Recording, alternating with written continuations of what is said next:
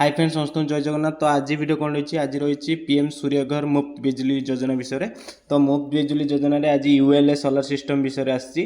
तो ULA solar system आपण केमी कौन बसवे यूएलए सोलार सिस्टम गोटे नुआ स्कीम आसी गवर्नमेंट तो सेटा आपण टोटाल 5,000 टका देवा पड़ो माने सब्सिडी पैसा देखो आप देखिए केंद्र सरकार सब्सिडी दब 30,000 राज्य सरकार दब 25,000 तो टोटाल 55,000 तो 55,000 सब्सिडी आपण टोटाल मिल गवर्नमेंट टोटाल देदेव कौटी एजेंसी कंपनी ये जो स्कीमटा रोचे ये टोटाल टाटा पावर बसैब।